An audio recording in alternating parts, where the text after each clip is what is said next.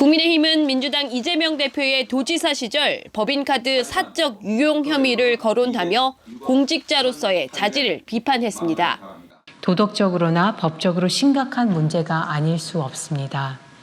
사법부를 향해선 이 대표 재판으로 인한 혼란이 가중되지 않도록 신속하고 공정한 재판을 당부했습니다. 국민의힘은 당선 무효형 확정 시 선거 비용을 반환하도록 한 법안 개정을 검토하고 나섰습니다. 1심 선고 직후부터 해당 비용을 가압류할 수 있도록 한다는 건데 지난주 이재명 대표의 1심 징역형 선고로 선거 비용 반환 위기에 처한 더불어민주당을 겨냥한 겁니다. 선거 사범들이 국민 혈세를 반납하지 않는 행태를 근본적으로 개선하겠습니다. 민주당이 이재명 대표 선거법 2심 재판에 당 차원에서 변호인 지원을 검토하는 것도 비판했습니다. 상습적 거짓말로 인해 벌어진 개인 재판에 사실상 당의 예산을 가장한 국민 혈세로 대납하는 행태는 결코 현실화되어서는 안 될 것입니다. 한동훈 대표는 한국노총을 찾았습니다. 근로기준법 전면 적용과 정년 연장 등 노동계 요구에 대해 접점을 찾을 수 있을 거라고 답했습니다.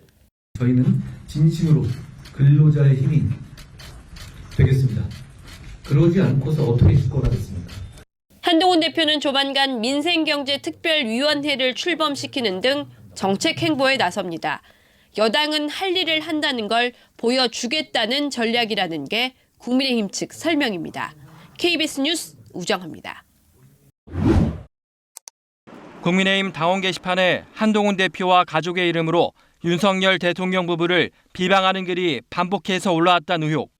논란이 계속되자 국민의힘은 해당 글을 작성한 한동훈은 한 대표와 동명이인이라며 법적 대응 방침을 밝혔고 시민단체 고발로 경찰이 수사에 착수했습니다. 하지만 신윤계에선 이와 별도로 당무감사 등 당 차원의 진상규명이 필요하다는 주장을 거듭 제기했습니다. 시원한 그런 해명이 아직까지 없는 것으로 저는 듣고 있거든요. 한 대표가 진실을 말해야 될 그런 의무가 있는 것이 아닌가. 반면 친한계는 당원들의 소통 공간을 일일이 검열하자는 소리냐며 수사 결과를 지켜보면 된다고 맞서고 있습니다. 윤한 해빙 모드 되니까 그게 마땅치 않은 사람들이 있어요. 그러니까 윤한 갈등에 기생하려는 사람들이 있습니다. 한동훈 대표는 직답을 피하며 확전을 자제하고 있습니다. 이미 말씀드린 거하고 법무위원장이 말씀드린 걸 가름하겠습니다. 제가 더 특별히 더 드릴 만한 내용이 아닌 것 같아요. 당내에선 이재명 대표 사법 리스크로 모처럼 형성된 단일 대우가 흐트러지는 것 아니냐는 우려가 나옵니다. 이런 가운데 의혹을 수사 중인 서울경찰청 사이버 수사대는 국민의힘 사무처에 게시판 서버 자료를 보존해달라는 공문을 발송했습니다. KBS 뉴스 김민철입니다.